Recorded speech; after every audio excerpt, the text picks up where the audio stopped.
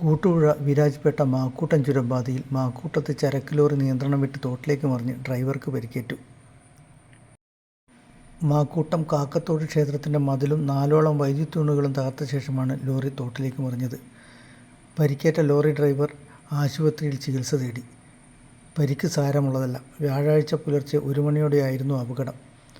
മൈസൂരുവിൽ നിന്നും പലചരക്ക് സാധനങ്ങളുമായി പയ്യന്നൂർ ചെറുവത്തൂരിലേക്ക് പോവുകയായിരുന്ന ലോറിയാണ് അപകടത്തിൽപ്പെട്ടത്.